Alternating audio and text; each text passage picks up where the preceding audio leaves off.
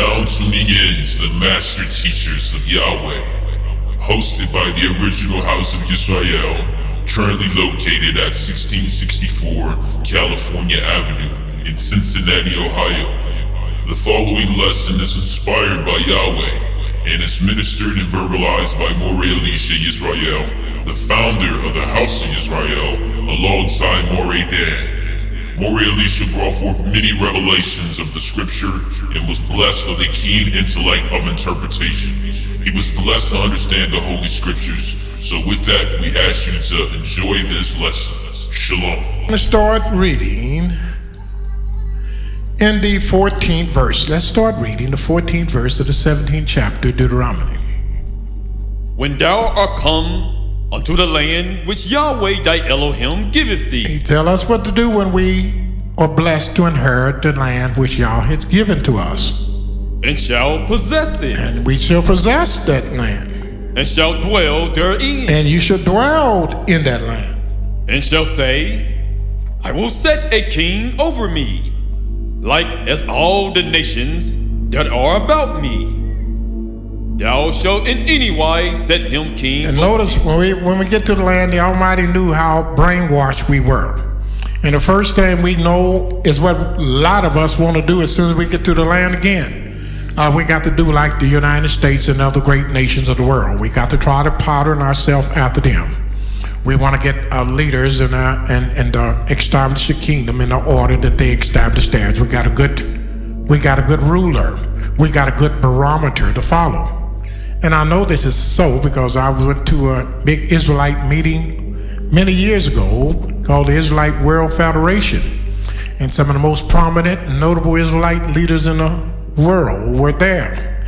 I came and was invited to sit at the table with them, and they were talking about, I'm not even going to name them because they're so prominent and so prestigious that I don't want people to get Santa Alicia talking about them, so I keep their names silent. But these leaders were talking about how we have to follow the Jewish people, how we have to study behind them, and they possess what we have, and if we're going to become a great nation, we have to watch what they do and study the way they keep the laws in order for us to know.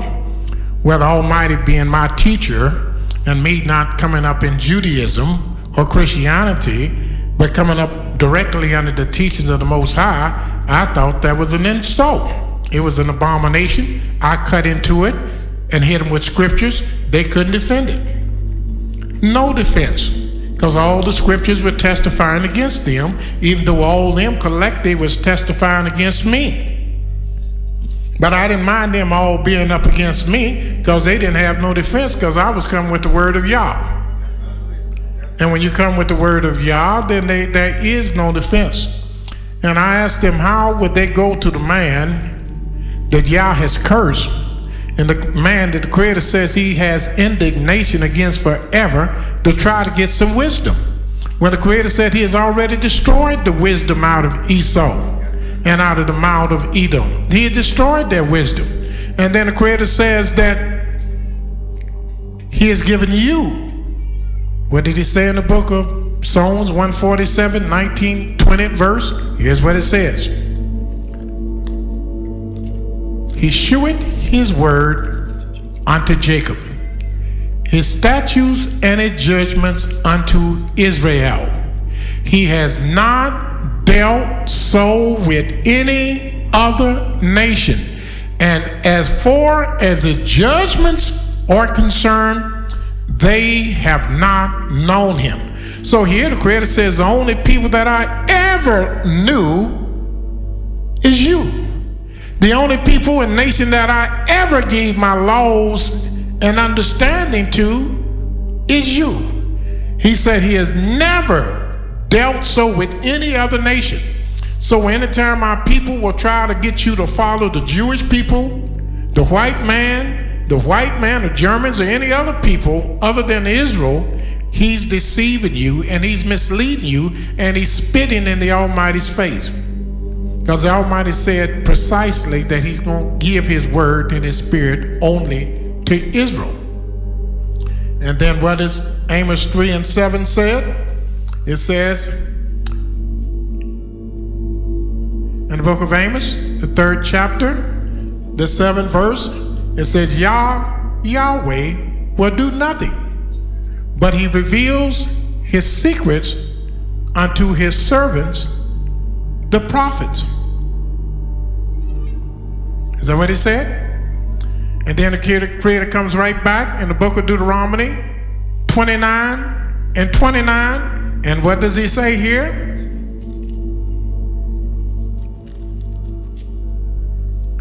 The secret, what did it say? The secret things. The secret things belong unto Yahweh. Belong unto Yahweh. Are Elohim. But those things which are revealed. But the things that Yah revealed belong unto us. Belong unto us. Israel he's talking to. The things that he revealed belong unto us.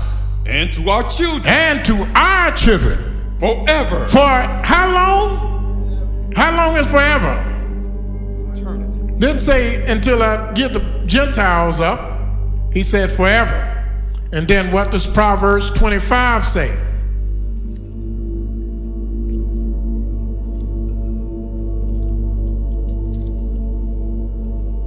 Proverbs 25 and 2 says, it is the glory of Elohim. It is the glory of Elohim to conceal a thing. To conceal a thing. But the honor of kings. But it's the honor of kings. Is to search out a matter. They got to study.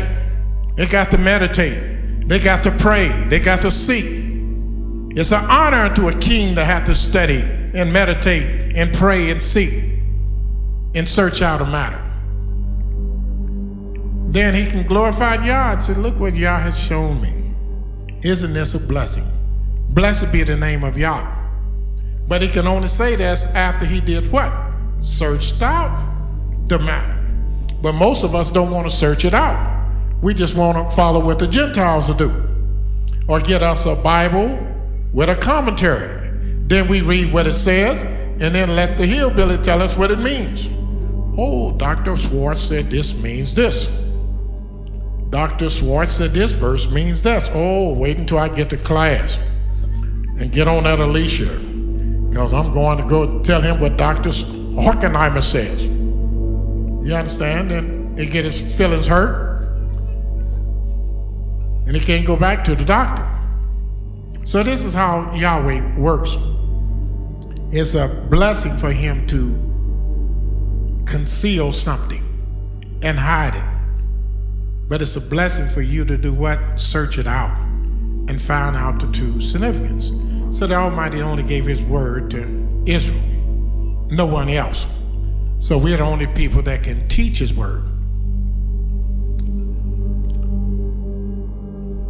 Let me see if I answer this whole question.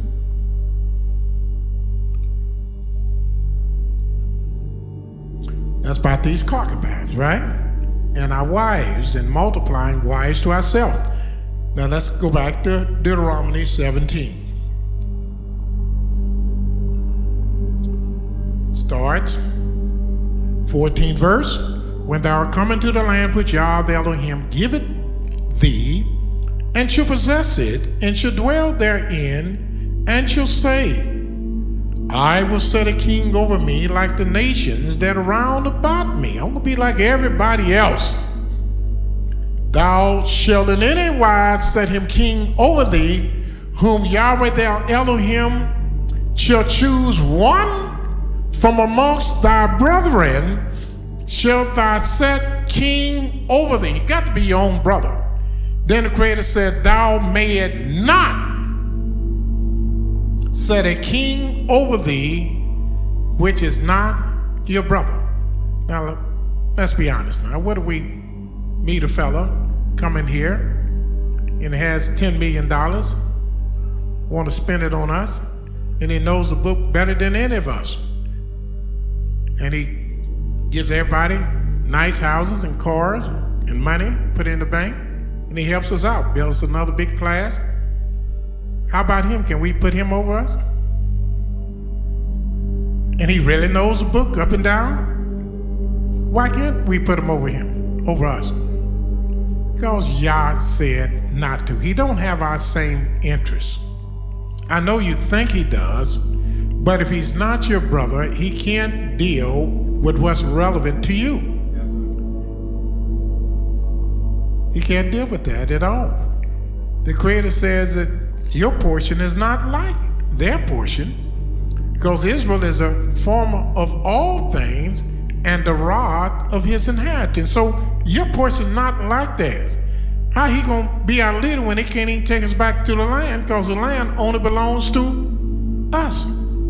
The promised land was only given to us. Else I know they're gonna say, what about the white man? How he gonna go to, he can go to heaven any way he wants to. Go on to heaven. That's where he believes he's going, but he can't go back to the promised land and be over us in the promised land, because that was given to the descendants of Abraham, Isaac, and Jacob alone. So how he gonna lead you in a land that he don't even supposed to be in? So the Creator said, thou mayest not put a stranger over thee, which is not thy brother. And then he says, Thou mayest not. Thou mayest not. There's a note again. What did he say? Thou mayest not what? Set a stranger over thee, which is not thy brother. But he should not multiply horses to himself. Now when the leader, and you do set your own brother to be a ruler over you, he should not multiply horses over thee. In other words, he's not to have an abundance of things over the rest of you. Is that right? So you know he's not talking about this Christian minister, because he got the biggest house, the biggest car, and got more money in the bank than anybody, because he got all your money. So you know he ain't talking about him. He said he should not multiply horses over you, nor cause the people to return to because that Egypt. would cause the people to return to Egypt, because everybody's going to try to be like him and envy the workers of iniquity. Next thing you know, I brought you out of Israel, and he's taking you right back. So I don't want him to multiply horses to himself to take you back into Egypt where you came from. To the end that he should multiply horses. For as much as Yahweh hath said unto you, ye shall henceforth return no more that way. You're not going to go that way no more. Neither shall he multiply wives to himself. Neither shall he multiply wives to himself. That his heart turn not away. It didn't say he couldn't add no wife. There's a difference between add and multiply now. Multiply means what? Getting a whole bunch of them. It didn't say he couldn't add. It said not to multiply wives to himself. Neither shall. And that's what some of our kings did. They began to multiply wives to themselves. And that's exactly what the Most High warned us against when he first allowed us to set up our kings, because he knew what was going to happen. They had to go according to his guidelines, but he knew exactly what the king was going to do. He was going to take his sons and daughters and make them bakers and confectioners and whatnot, and he was going to multiply wives to himself. Keep reading. Neither shall he greatly multiply to himself silver and gold. That didn't say he couldn't have no money. Didn't say he couldn't have no gold. He said he shouldn't greatly multiply to himself silver and gold, like all the presidents and all the leaders that you got in the nations. As soon as they become king, what do? You got Bush and Clinton, they become instant millionaires. Now, how you gonna get a job? You know, you were the governor, and all of a sudden you become president, and people give you $50 million to run for president. And then you only make $100,000 a year. Now they make $200,000 a year, but you come out of the White House a multimillionaire. What's happening? Because they wheel and deal. Next thing you know, they multiply to himself. And our leaders want to be just like him. One minute, Jesse Jackson walking with King. The next minute, he's a millionaire. How'd Jesse get to be a millionaire here? Was he working that hard? No, he learned the ways of our enemies.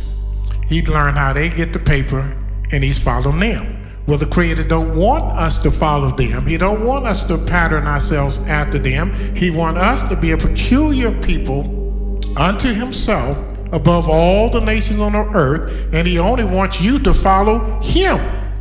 Not them, but him. That's the difference. Now, you might not be as wealthy as the other one, but you got his divine protection. And I'd rather be blessed than wealthy. Anybody would take wealth over a blessing? No. Keep reading. And it shall be, when he sitteth upon the throne of his kingdom, that he shall write him a copy of this law in a book out of that which is before the priests, the Levites. And it shall be with him, and he shall read therein all the days of his life, that he may learn to fear Yahweh his Elohim, to keep all the words of this law and these statutes to do them, that his heart be not lifted up above his brethren, and that he turn not aside from the commandment to the right hand or to the left, to the end that he may prolong his days in his kingdom, he and his children in the midst of Israel. All right. So it's okay to have a wife. Now, what is the difference between a wife, first of all, a concubine, and a harlot? Well, a harlot and a prostitute is the same thing. That's a woman that makes merchandise of themselves. Now, how does it make merchandise of themselves? Does a woman have to walk up to you to say, hey, you want to be with me? Give me $100. To be a harlot? I asked a question. Maybe you didn't hear it. Do a woman have to walk up to you and say, if you want to be with me, you got to give me $100 or $1,000 or $10,000 in order to be a harlot? What does she have to do to be a harlot? Huh?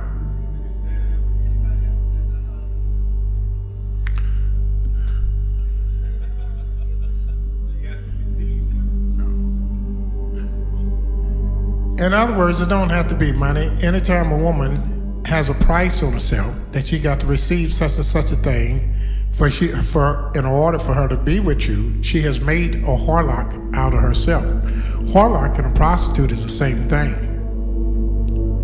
And a whore is a little different. And an adulterer is different. A whore is a woman that sleeps with various men, whether she's married to them or not. In other words, a whore is a woman that's sleeping with anyone at all that she's not married to. I'm scared to look around in that direction. All day I was looking in that direction until but I'm gonna preach in this direction now. A whore is a woman that sleeps with anyone that she's not married to. You understand? Right now, I'm scared to even look at you fellas. I just look in the air. Now, what is an adulterer? Let's let the Bible define all of them. The Bible defines a whore in the book of Deuteronomy, the 22nd chapter. It defines what a whore is. 22nd chapter, Deuteronomy.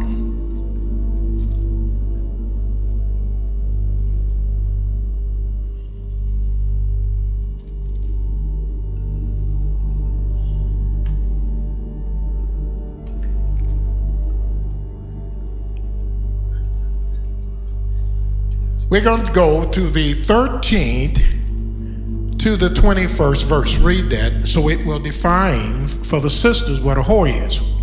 Deuteronomy chapter 22, verse 13.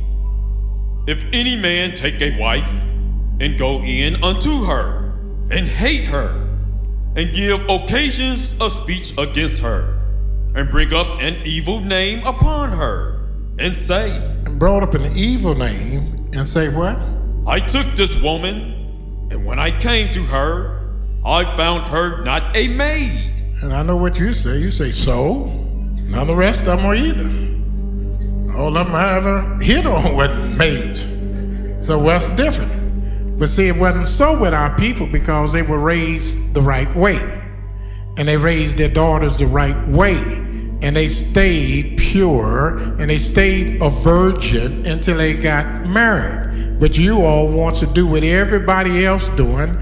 And so all the rest of the little girls pulling up the dresses. So y'all pull up the dresses to be like everybody else because you don't want to be a square. And the man told you if you don't pull up your dress, he ain't gonna fool with you no more. And so you thought your life was wrapped up in him fooling with you. And you bought into it. And this is what happened to the girls today. So of course you wouldn't say this today. This is nonsense today. But yesterday when we were in our land, then it'll be a big thing. Hey man, I just got married and she's not a virgin. Keep reading. Verse 15. And that was an evil name to bring up on a woman just to say, I married this young girl and she wasn't a virgin. That's an evil name. That's terrible. It's shameful, disgraceful, and abomination. Then shall the father of the damsel and her mother take and bring forth the tokens of the damsel's virginity unto the elders of the city in the gate. And the damsel's father shall say unto the elders, I gave my daughter unto this man to wife, and he hateth her. And lo, he hath given occasions of speech against her, saying, I found not thy daughter a maid. And yet these are the tokens of my daughter's virginity. And they shall spread the cloth before the elders of the city. And the elders of that city shall take that man and chastise him. And they shall immerse him in 100 shekels of silver, and give them unto the father of the damsel, because he hath brought up an evil name upon a virgin of Israel, and she shall be his wife. He may not put her away all his days. But if this thing be true, and the tokens of virginity be not found for the damsel, then they shall bring out the damsel to the door of her father's house. Then bring him out to the door of her house. And the men of her city, and the men of the city shall stone her with stones, that she die, because she hath wrought folly in Israel, to play the whore in her father's house. So how's she playing a whore? Anytime you're not a virgin and you're sleeping with other people that you're not married to, you're playing a whore. Whether you're a virgin or whether you've been married 10 times and you're single right now, anytime a woman sleeps with men she's not married to, you're bringing folly in Israel. You're blaspheming the name of Yah. That's what he meant when he said, my name is blasphemed continuously every day.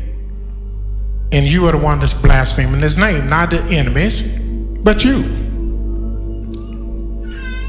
So that's what a whore is. Now what is a concubine? Let's deal with that. Now let's deal with what adultery is first. Y'all too anxious to get to that concubine. We'll come to him a little later. I mean, hearing y'all scream that out now. Let's go and deal with an adulterer first. Let's go to the book of Leviticus, the 20th chapter. Let's read the 10th verse, the 20th chapter of Leviticus. Leviticus chapter 20, verse 10. And the man that committeth adultery with another man's wife, even he that committeth adultery with his neighbor's wife, the adulterer and the adulteress shall surely be put to death. In other words, we allowed scriptures to define what an adulterer, an adulteress is. An adulteress is only a woman or a man that commits adultery with another man's wife. The woman must be married to be an adulterer. A harlot is not an adulterer, except she be married. But a single woman cannot commit adultery. She can commit idolatry, she can commit spiritual adultery, but she cannot commit physical adultery if she's not married. That's when it said, he that commits adultery with another man's wife, even he that commits adultery with his neighbor's wife, they should both be what? Put to death. So that's what an adulterer is. It's a woman that's married that has an intimate relation with anyone that she's not married to. Now, what is an intimate relation? Do you have to be sexual with a man's wife to commit adultery? Well, I didn't sleep with him. We just kissed around a little bit. Well, you committed adultery. But he didn't enter me. He didn't penetrate me. You still committed adultery. That's adultery, sister. Any lewdness done by a married woman is adultery. That's adultery. But he didn't penetrate. So what? And that tongue darted out your mouth. Inside his mouth, he penetrated into your body. That was the penetration there. Well, we didn't do that. We just talked on the phone. We met on the computer. Well, that was adultery too. You was carrying on an affair with another man and you're married. That's adultery. Now, what is a concubine?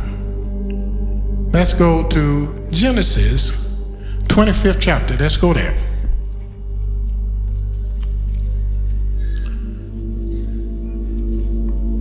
Now, remember now, Abraham had two wives. One named Sarah. And then he took another wife named Hagar. And then Yahweh told him to send Hagar away. Well, later on, his two wives died, or Sarah died, and he took on some more wives. You didn't know that a lot of them African children are sons of Abraham. You got Hebrews all through Africa. Let's read about Abraham's children. We're going to start reading at Genesis 25:1 to let you know that you got more Hebrews around here than just you. Start reading. Then again, Abraham took a wife, and her name was Keturah. Keturah. And she bare him Zimran, and Jokshan, and Medan, and Median, and Ishbak, and Shua. And Jokshan begat Sheba, and Dedan. And the sons of Dedan were Ashurim, and Lutishim, and Lumiim. And the sons of Midian, Ephah, and Epher, and Hanok, and Abidah, and Eldah. All these were the children of Keturah. All those were the children of Keturah. That strong black African woman, wasn't she? Keep reading. And Abraham gave all that he had unto Isaac. Gave him in his inheritance. He knew he couldn't take it with him. Said, did what a good man should do. He give it to his son. But unto the sons of the concubine, yes, he had some concubines that he didn't marry, which Abraham had, Abraham gave gifts, and sent them away from Isaac his son, while he yet lived eastward unto the east country. And these are the days of the years of Abraham's life. All right, so what is a concubine? A concubine is a woman that you're not married to. Any woman that you're not married to is a concubine. Now, he had several wives that he married. Then he had wives that he never married. Oftentimes, the concubines are women of captivity, but of other nations, that you might buy from other nation or get from another nations. These are concubines. They are your wives. You are committed to them. You're established with them, but you are not part of a divine oath with them. And that's the only difference between a concubine and a wife that you're joined on in marriage. Now, can a man have concubines? Yes, men throughout the world can have concubines. Would a righteous Israelite man seek a concubine? Absolutely not. Why would he want a concubine if he's trying to serve Yah? He's trying to get him a wife that he's conjoined to in holy matrimony and be committed to, and she committed to him in raising up a godly seed. We have in the book of Kings, let's go to around 1 Kings, around the 7th chapter of 1 Kings.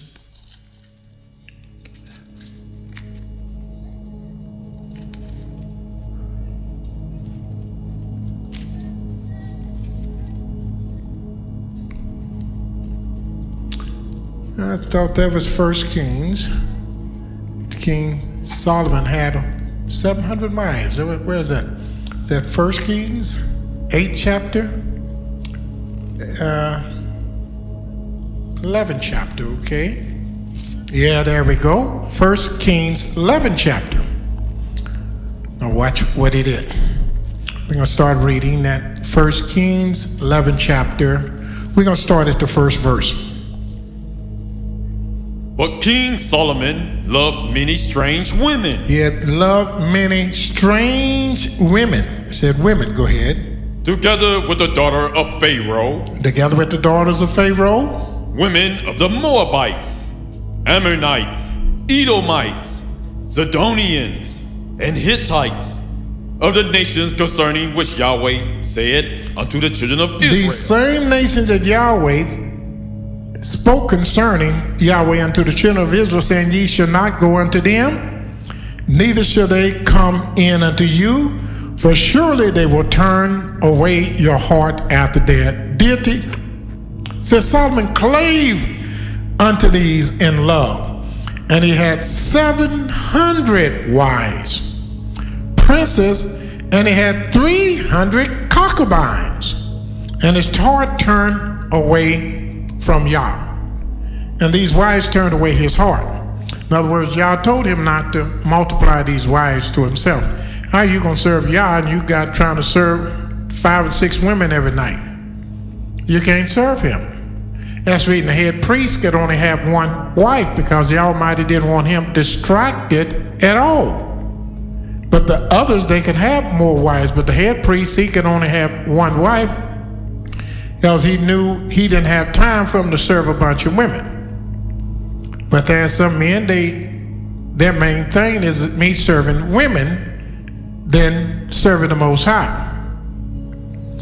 But women will take your strength and bring you to shame and bring you to folly. Amen. So you can't have no more women than you can control. You can't control none, don't have none. When you walk in the house, the dog's supposed to be jumping under the bed, scat climbing on the ceiling, because you the man, you the boss. If you're getting all kind of static, then something's going wrong. Of course, I'm just joking, man. Your dog don't supposed to be running from you. But the point is, Yah knew that multiplying wives to yourself would turn away the king's heart from him. And that's the reason he told him not to do that. And every time my people did it, it did that. David got the multiplying wives supplies, he wanted other people's wives.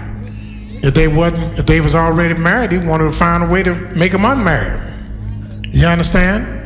And that's what happened when you get to serving wives, and you got to keep everything in its proper perspective. And Yahweh should always be number 1. And anytime our kings, our people put Yahweh anywhere except number 1, we ran into trouble.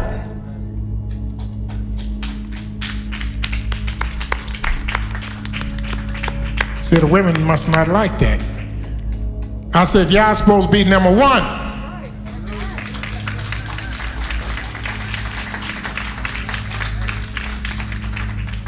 I beg your pardon? I beg your pardon? Hello? Hello down there. Y'all supposed to be number one. Give him a hand then. All right, now we want everybody to give him a hand, that's all. Just acknowledge the Creator, and we don't know. It's good to wake up in the morning and wake up, period. It's good, it's a blessing to wake up and have hands. So when I say give y'all a hand, give them a hand. It's a blessing.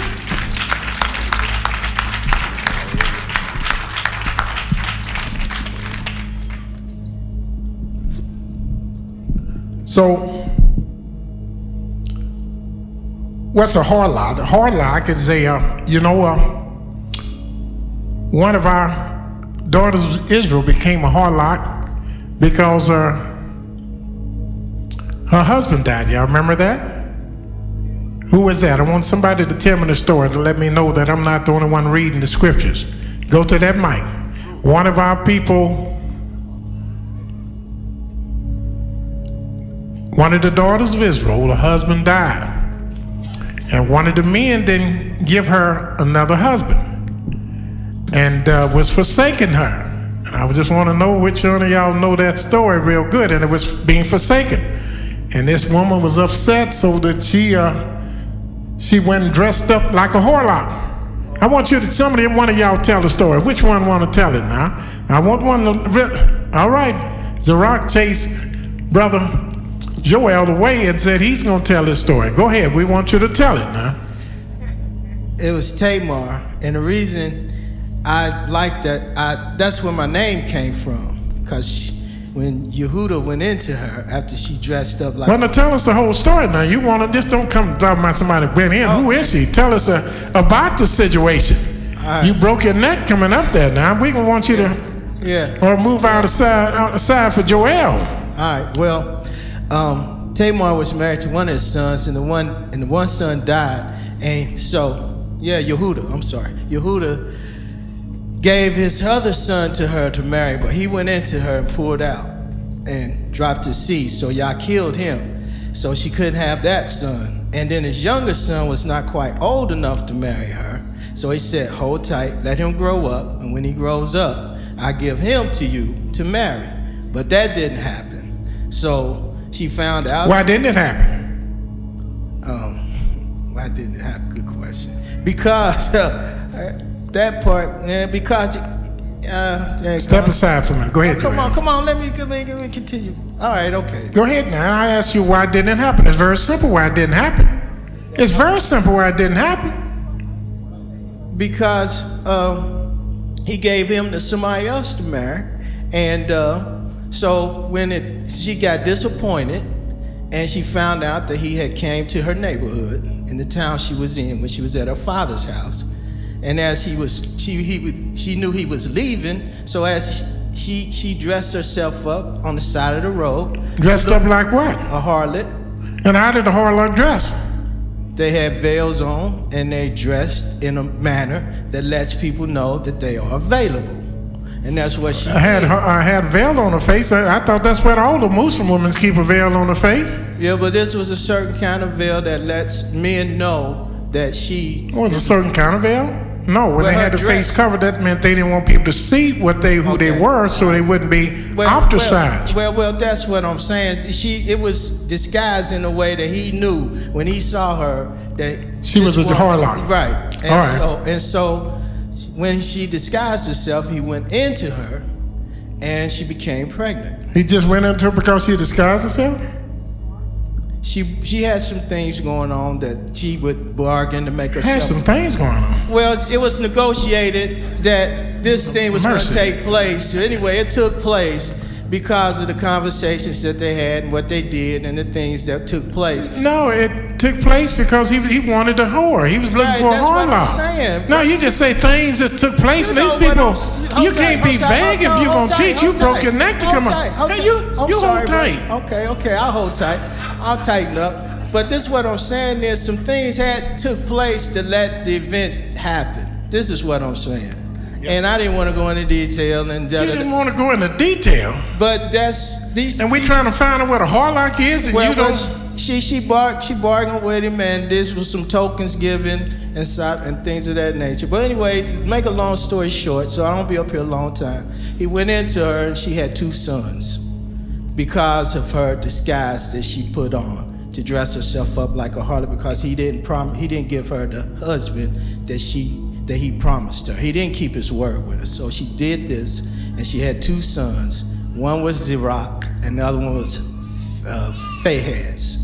And that's how I know the story, because that's where my name came from. Well, brother, you know it very good, and that was great. Hallelujah! Praise the mother of Zerach. Praise Zerach's mother for being so wise. You raised you a great son. Hallelujah! Praise Zerach's mama. Praise it. Hallelujah. You did good, son. You did very good. That was great, man.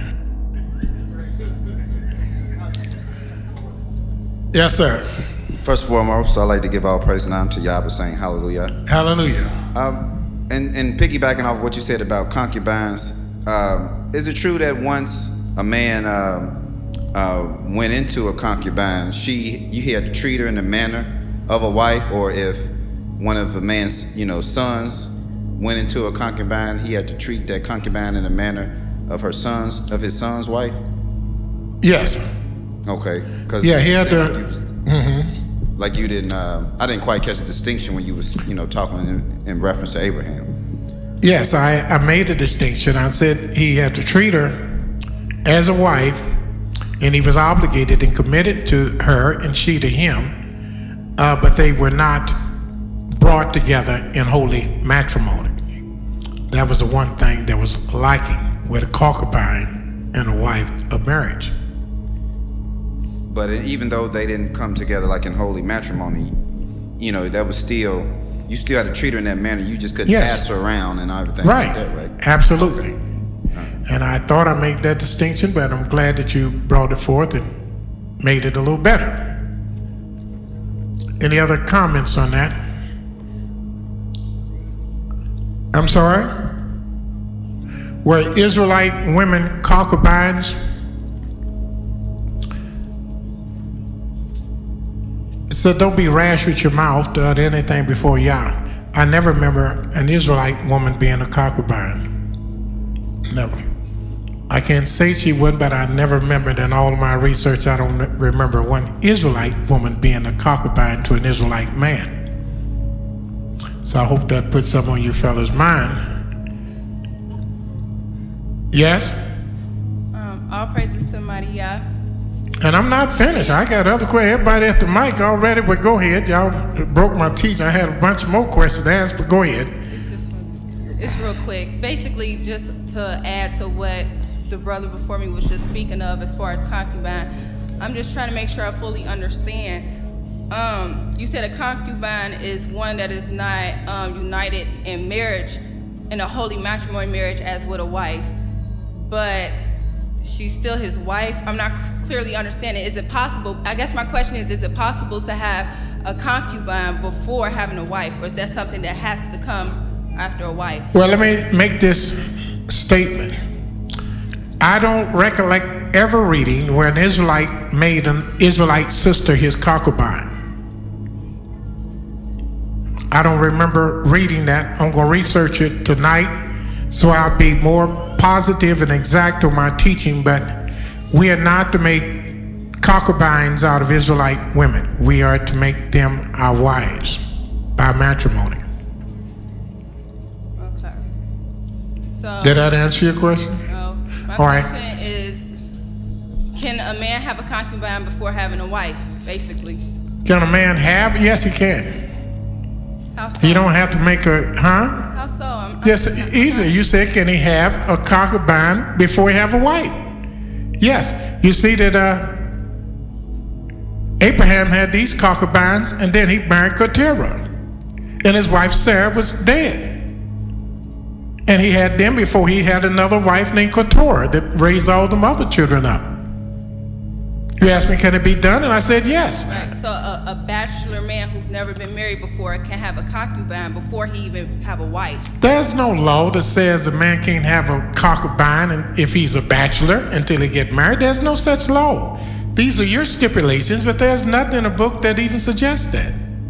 So if having a concubine doesn't suggest that you have to be married in that holy matrimony as with a wife, then if it's okay for a man to have a concubine before having a wife, then he doesn't have to be married to the concubine? You know, you see what I'm saying? Like, can't he have a concubine before having a wife? How? Just do it. He can have a whore before he have a wife. Oh, okay. So Okay. He just want to be righteous, basically. Yeah, he can do that. Okay. Now, it's against the law now to have a whore, period. But it's not against the law to have a concubine. I want to. And there's a lot that's unknown to this day about a concubine. And the only thing I suggest to the children of Israel is get you wives and marry them, as the scripture says. When we go to the land of our enemies, get you wives and marry them, and bear sons and daughters. Build ye houses and vineyards, and eat of the fruit of the vineyards. And seek the peace of the city, for in this peace ye shall have peace. That's what I'll tell a person. I will refer them to the instructions of the Most High. And those are our instructions. So I don't instruct people to go and find them a concubine. I don't instruct, I don't teach that. I'm just teaching what they were. I just want to read scripture in Judges chapter 19, verse 2. And it says, "And his concubine played the whore against him, and went away from him into her father's house to Bethlehem, Yehudah, and was there 4 whole months. And her husband arose and went after her, to speak friendly unto her, and to bring her again, having a servant with him, and a couple of asses. And she brought him to her father's house. And when her father, the damsel, saw him, he rejoiced to meet him." But right here, in verse 2, it says his concubine played the whore. And then it said her husband arose and went after her. So it kind of equates husband with concubine. Yes, I said that. I said all your concubines were your wives. Yeah. So if they were your wives, you're the husband. Yeah. But I said the difference is that you're not joining holy matrimony. I was thinking that maybe that their wives gave these concubines to them. Is that the case? It wasn't like just finding one, but the wives gave these concubines, and that's why they weren't. No, there are people that had concubines that didn't have wives. As you're reading. Okay. Don't get all shook up. We ain't gonna have a whole class about concubines. Get you a wife, young man, and marry her. We all of a sudden we just locked up over concubines. Y'all trying to find something shorter than a girlfriend that get hooked up with. Oh, I never had so many questions on the concubines. Get you some wives and marry them. Don't worry about the concubines. Not in here. Yah said he that findeth a wife findeth a good thing and attaineth favor of Yah. There's nothing great on this earth than a man to find a wife. A good wife is from Yah.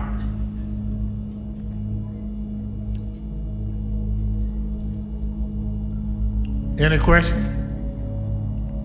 Any more questions on concubines? All right, good. Yes, sir. Could you describe what a holy matrimony is? What can I describe a holy matrimony? Yes, holy matrimony is when a man and a woman make vows and join themselves together in a holy covenant, being officiated by an elder or minister or someone of honor, and be joined together in the name of the Most High, where our people usually had a ceremony and celebrated because it was a joyful occasion. We didn't have situations where men was get into the bedroom at night where he can't contain himself no more, telling a woman of Zion that you're gonna be my wife just because he wanted to get off. That's not honorable. It's a disgrace to the woman and a disgrace to a man's name. We could all do that. baby, I'm uptight. I can't wait. And we get married now. So at least we say we get married. And marriage is something we get really married and later on bring somebody else in.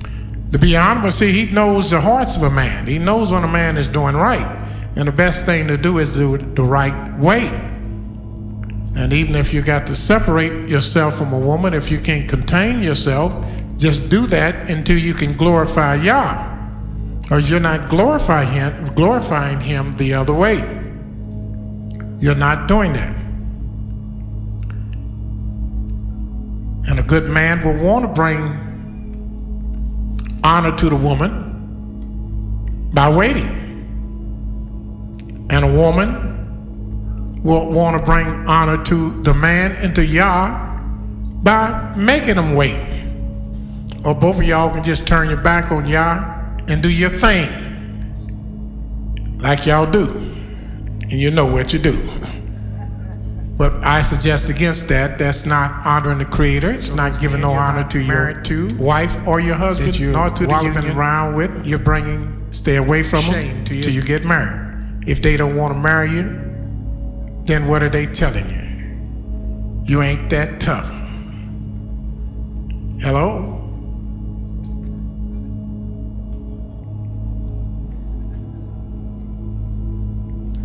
Yes, sir. What would be the process that an Israelite male would make a concubine his wife? We're not worried about no concubine. I want y'all to get that out your mind. We ain't gonna, I'm not teaching on that no more. My last words already. There's too much concern to these men about a concubine, and I'm not gonna deal with that because it's not relevant to your salvation. Get you a good wife and marry, and you got your wife, so don't you worry about that. I'm not looking for a concubine, but for the... Yeah, don't worry about the next man. Tell him to get him a wife. No, I'm saying... That's good. As far as the holy matrimony, I thought you have to have that to make any woman your wife, whether it be a concubine or a woman. No. So... No. That's why my question would be, what would be the process to make a concubine your wife? Well, what's the process to make a concubine your wife? I'm going to answer this for you.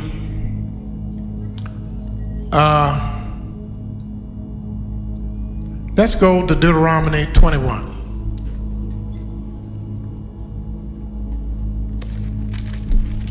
And I hope after this we don't have no more questions on this.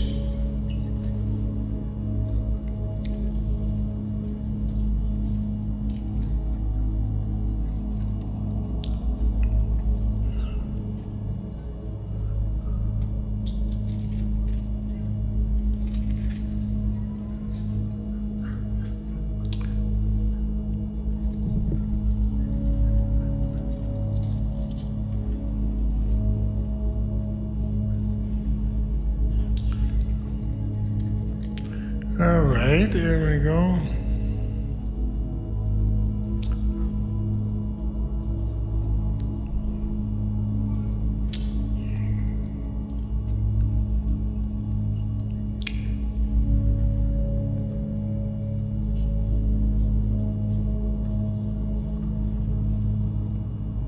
Let's start at the 21st chapter, and we're going to start reading at the 10th verse. Let's start reading.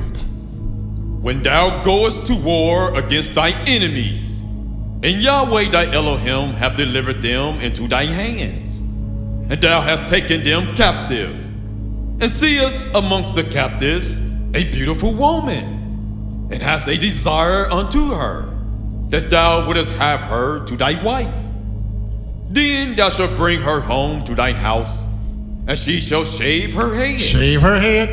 And pare her nails. Cut her nails off.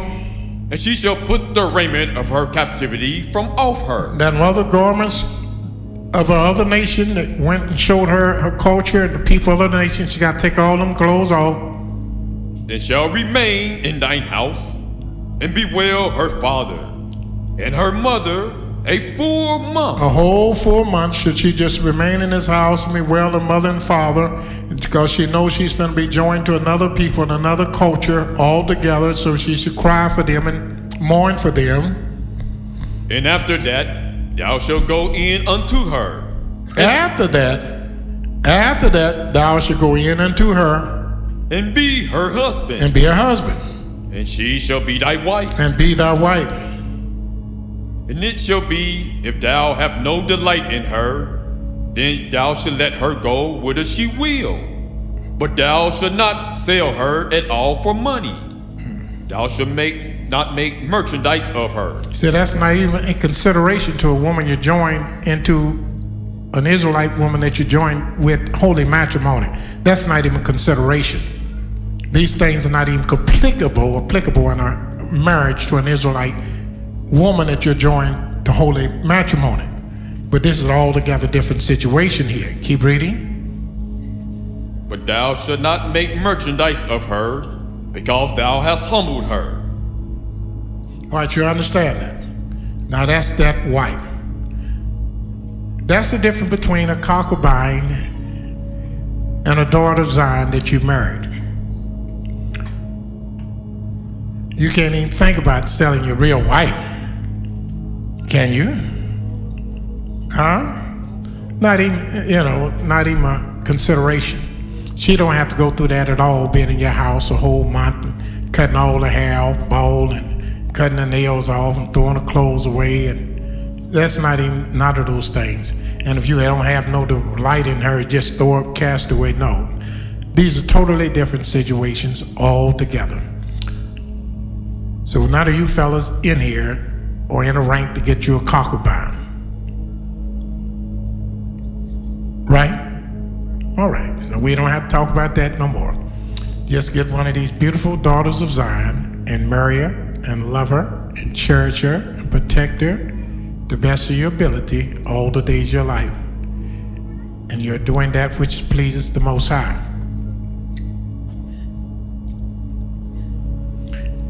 Y'all wore me out on them concubines. Any other questions before?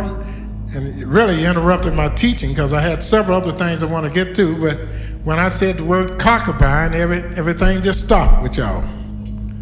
Concubine, you fellas are trying to find a way to get another woman that you don't have to try to take care and support and be with, and that you think you can ditch. And so y'all want to have lots of this concubine, and that's just not right, fella. Just get you a beautiful daughter of Zion. Yes, sir. Watch it. Listen to the voice of one of your elders speak. Go to the mic, sir. You know the protocol. You of all people.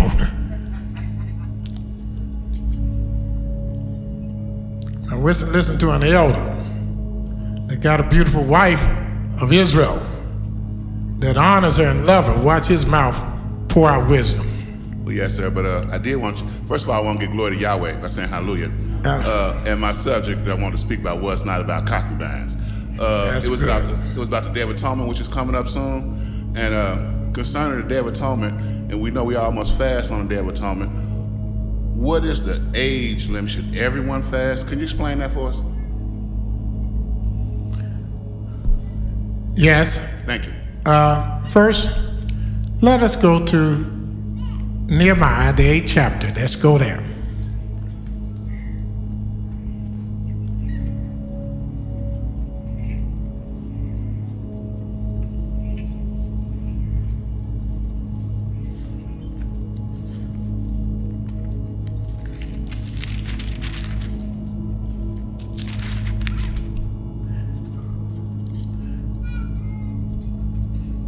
Then we're going to go right to some questions right in our audience from you and you, because some of y'all had asked me questions before we got to class and I forgot what those questions were, and I definitely want to deal with some things that are relevant to the brothers and sisters in this class today. And I have some time. I want to deal with 2 or 3 of those issues. And this is one of them. And that's very good that you asked that. Start reading the first verse. This is how we celebrated our holy days. You know, Judaism has taught our people that all of our holy days start in the evening when it gets dark. We teach that all of our holy days start in the morning. All of them, except, matter of fact, we teach that all of our holy days, period, start in the morning. The only holy day that we keep in the evening is the Passover. Even the Feast of Unleavened Bread starts in the morning. And that's when our brother celebration starts. The Day of Atonement starts in the morning. Even though we start to fast for the Day of Appointment on the night, dead evening, that's when we start fasting. And the Sabbath of it starts that evening, but the actual holy day starts in the morning. Now you're going to read about one of the days that we got going to keep that's coming up, called the Feast of Trumpets, that come 10 days before before the Day of Atonement. Here's what it says. Nehemiah chapter 8, verse 1. And all the people gathered themselves together as one man into the street. All the people gathered themselves as one man into the street. That was before the water gate. And they spake unto Ezra the scribe to bring the book of the law of Moses, which Yahweh had commanded to Israel. And Ezra the priest brought the law before the congregation, both of men and women, and all that could hear with understanding. And all that could hear with understanding. The ones that couldn't hear with understanding, they were not obligated to be there or keep this, because they didn't know what they were doing anyway. Somebody sick, they couldn't understand. A little baby 8 months old, he didn't understand what you were talking about. All that could hear with understanding. Keep reading. Upon the first day of the 7th month. And he read therein before the street that was before the water gate, from the morning until midday, before the men and the women, and those that could understand. Notice how we celebrated our holy day. A lot of y'all say, well, man, and y'all not worshiping right. Something's going on. What did our people do? From morning into midday, what did they do? Before the men and the women, and those that could understand, and the ears of all the people were attentive unto the book of the law. Everybody was attentive to the book of the law from what? Morning to midday. We have about 5 breakdowns in worship here. We have Brother Dan that teaches on what is required of men and women to the Creator, what is required of them. And Ezekiel, he comes and oftentimes read out of the book of Psalms and have the readings, and people interpret the readings of the Psalms, which are necessary. Then we have singing and praising, because Yah said, come before him with singing and praising. Then we have that. Then we have the prophecies and the book and the mysteries and the questions answered. And then we have people making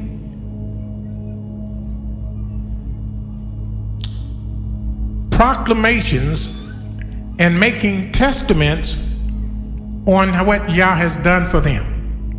At the end of the class, anybody want to glorify Yah and speak how Yah just blessed them with a new child, a new life, or just saved their life?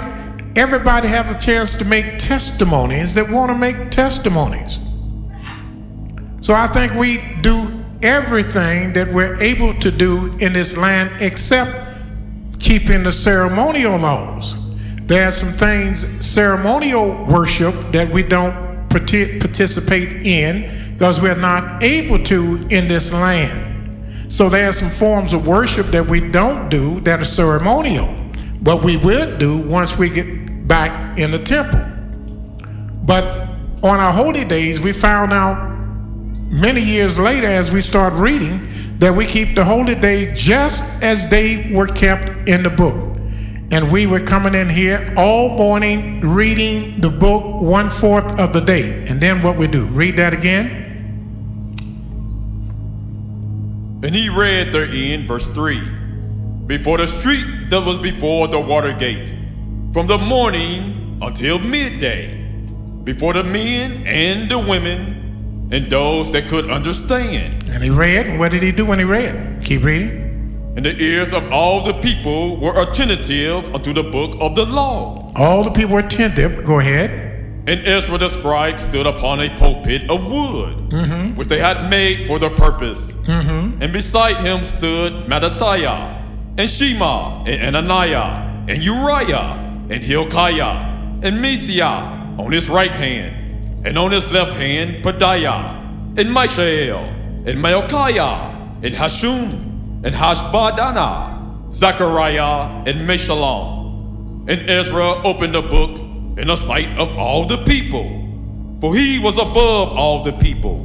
Now, it wasn't his show, it was Yahweh's show, but he's Yahweh's priest. He's Yahweh's minister. So he was above all the people. He was on a platform before all the people, and he taught because he was the one that was speaking the words of Yah. Yah didn't come down. A lot of times people get just, well, man, hey, he be glorifying himself. He's not glorifying himself, and neither was the prophet. Neither was a priest, but he was glorifying Yah because he was speaking his words. And Yah was delivering his words into his mouth to teach the people.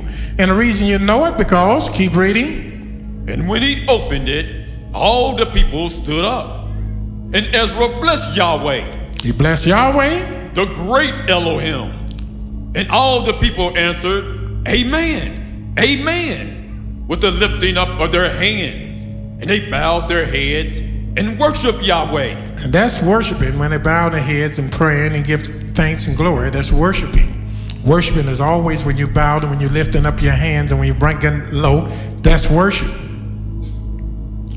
With their faces to the ground. Their faces to the ground. Also Jeshua and Bani and Sherebiah, Jamin, Akub, Shabbatiah, Hodiah, Messiah, Kelita, Azariah, Josabad, Hanan, Peliah, and the Levites caused the people to understand the law. So what did they do? Was they shining? They were causing the people to understand the law. They had to break the law down or the people didn't understand it. It wasn't their show, it was Yahweh's show.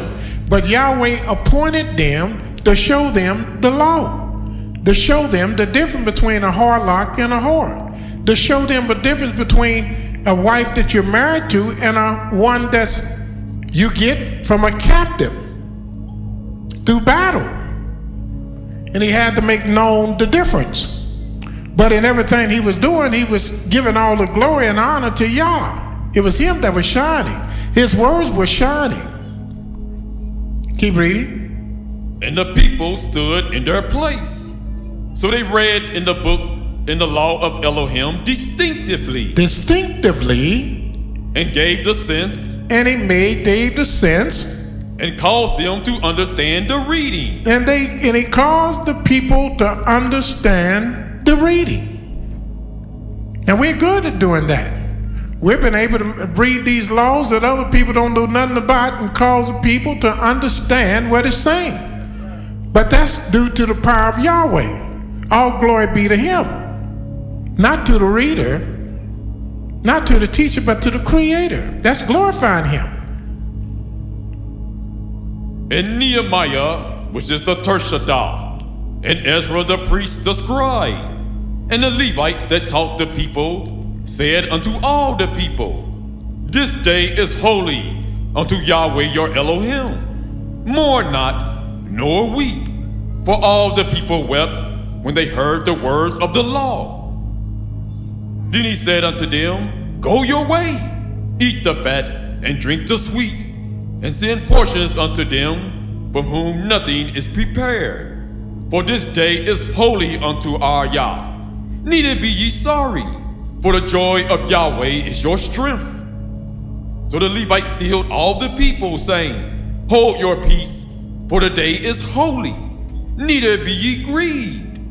And all the people went their way to eat, and to drink, and to send portions, and to make great mirth, because they had understood the words that were declared unto them. All right. There's something else I want you to see. Let's go to the book of Jonah. Go to the book of Jonah for me. Because there was a day when the Almighty was going to destroy Nineveh. And he sent the great prophet Jonah to prophesy against the city. But in the city, they had a wise king. And the king told all the people to do a certain thing. And we want to just see who was amongst these people, because y'all hearkening to them. And the Almighty blessed them and turned away the evil from them as he had proposed to do. All right? Everybody have the book of Jonah.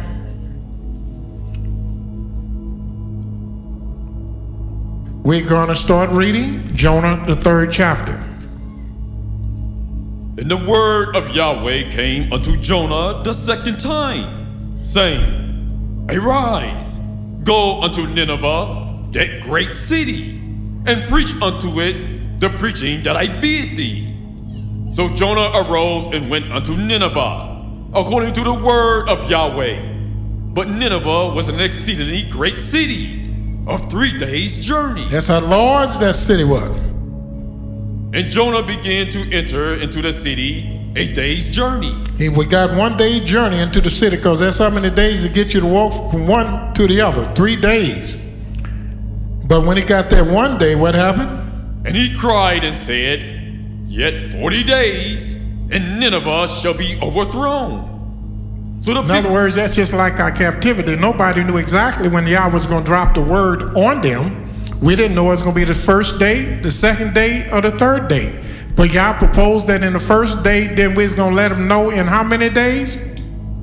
40 days. 40 days. Just like we got 400 years of captivity. We don't know if Yah start to count when the first black man was sold on Plymouth Rock in 1619, or we don't know when we became a nation in the latter part of the 1600s. We don't know, or we don't know if he waited until half of us got in, or a third of us got in. We just know that the count is on. Now, when the count, the first one, or the first third, or the first half, or when all of them were in, we're just merely speculating, purely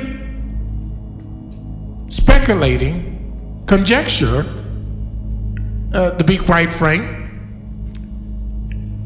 And we don't know until Yah reveals it. And he hadn't revealed it to me yet exactly what year we're going to come out. If he did, I couldn't hold a secret. I'd come in here and tell you, as I do everything that he wants me to tell you. Remember, the secret things belong unto Yah, but the things he revealed belong unto us and to our children. Keep reading. Verse 5. So the people of Nineveh believed Elohim. They believed, did something that Israel don't do, right? Creator said, we're the most hard-headed people on earth. He sent the prophets against us. You know what we did? Killed the prophets. Cast them out. That's what Israel did. He sent the prophet to the city of Nineveh, and what did the people do? They believed the prophet, and they took advantage of the words of Yah. Keep reading. And proclaimed a fast. And they proclaimed the fast. And who came to the fast? And put on sackcloth. Put on sackcloth. From the greatest of them. To the greatest of them. Even to the least of them. To the least of them. For the word came unto the king of Nineveh, and he arose from his throne, and he laid his robe from him, and covered him with sackcloth, and sat in ashes. And he caused it to be proclaimed and published through Nineveh by the decree of the king and his nobles, saying, Let neither man nor beast, herd nor flock, taste anything. Man or beast. Herd nor flock, taste anything, let them not feed nor drink water. Okay. How about the women? Could they eat something? Huh? Could the women drink something? No. Huh? How do we know that the women could not drink? It said the men. Well, the reason we know that this was applicable to the women also, as we revealed into our class that we had on New Year's night or the night of the new moon, we showed that every law that Yah gave the men, the women also had to keep the same laws. So even though the law says that a man should not lay it with a man as he lay it with mankind, a womankind, we didn't see it said that a woman should not lay with another woman. But we knew that we couldn't, because we seen that every commandment that he gave a man and a woman broke that same law, the woman was also punished. So you don't have to be woman specifically named, because we are all sons of Israel, even though some of y'all are female. And we're all daughters of Zion, even though some of us are male. Hello? But what we teach is that all the men and women that could hear and understand should be there on the Day of Atonement. Now, if somebody is sick and can't understand because they're sick, then we try to deal with their sickness at that time. We won't let them die. We'll aid them and give them something. And we have little bitty babies that throwing up and sick. We try to feed the little babies the milk or give them the titty, one or two.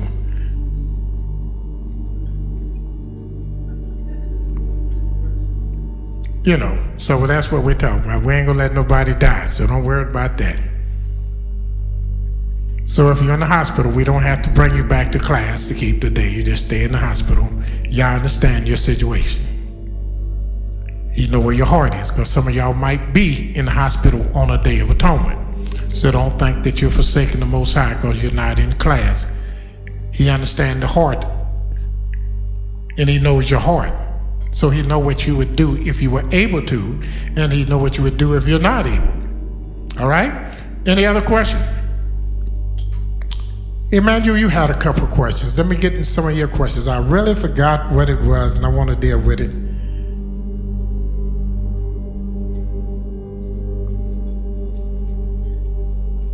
Well, give me one of them. Let me just tackle one of them. We got a minute.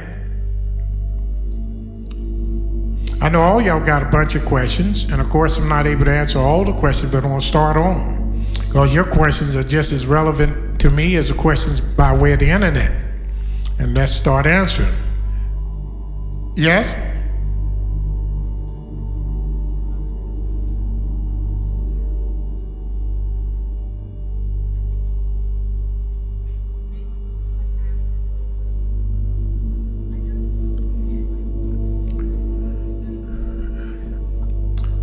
Go to the mic, please, so our listening audience can hear you. That is our protocol, and we really appreciate it, and we can't make no exception of the rule for you.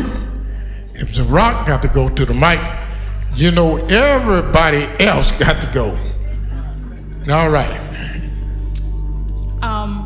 What I was saying is, on the way here, we were discussing the division of the kingdom of Israel, the tribes into the southern half and northern of Israel. kingdoms. Yes, in the northern kingdoms, Judah and Israel. And that was divided by Rehoboam and Jehoram. Which, yes.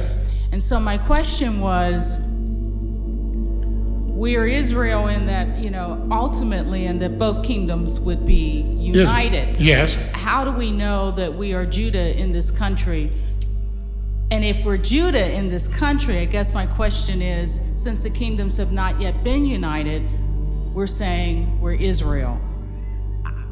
On one level, I understand that. On the other level, I don't. I'm confused. Well, we all Israel. Period. And you understand that. There's no confusion about that. You just want to know where the various tribes at, and what tribe is in America. Correct. Whether we're Benjamites or Levites or Yehudadim, you want to know who we are. And good. That's a very good question. And I want to tackle that question next week, because that question, we don't have time to get into it in 10 minutes. Really in 5 minutes. But I wanted your questions out so we could all study for it and be prepared, because that's relevant to all of us. and we're going to deal with it next week. That'll be the first question on the floor, right? Good. Now, was there another question? Not at this time. All right, anyone else have a question they want us to? Yes, sir. Shabbat shalom. And we'll make it the second question on the floor because I'm quite sure we don't have enough time to answer it now. And Mike, go ahead. What is it? In Genesis chapter 10, verse 5, it says, "By these were the isles of the Gentiles divided Yes. in their land." To speak of Japheth, Yes. his descendants. Yes. If he's a son of Noah, Yes. which I'm assuming he's black, Yes. how, if you said that the Gentiles were Europeans, how? The House of Yisrael appreciates the beautiful scholars across the world for listening to this segment of the Master Teachers of Yahweh. Moreh Elesha, Yisrael taught this specific lesson as he impressed upon us the importance of representing the Almighty with precision.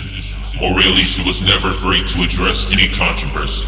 His goal was to unite us all in the fear of Yahweh. Courageously, he debated many scholars and traveled across the world to spread the spirit of counsel that we could finally serve Yahweh on one accord. Moreh Elesha's name means Elohim is my salvation. His former teacher Hananiah gave him this name because he saw his desire to become better with a double portion of his deceased teacher. So Yah used this man zealously to spread one message: serve Yah, for he is one, Elohim. He stripped the New Testament of its validity by proving that Yahweh's word were absent from the book. He also taught that Christ was not the Messiah, but rather King David, and that David was to return to his throne in the latter days. As Moreh Elesha grew old, many believed he was Elijah, but time could only tell. He was a prophet, a friend, a father, and a unique spirit that shined unflinchingly. Let us all say, Hallelujah! Let this inspiration move us beyond the stars as we learn from their testimony and apply it to our lives. For more videos, subscribe to our YouTube channel, for we will continue to upload more legacies of our master teachers. Give this particular video a thumbs up. Share this video as well and touch someone with the wisdom of this message. Tune in to the weekly Saturday broadcast at noon, or come worship Yahweh with us at 1664 California Avenue in Cincinnati, Ohio. Until next time, on the Master Teachers of Yahweh.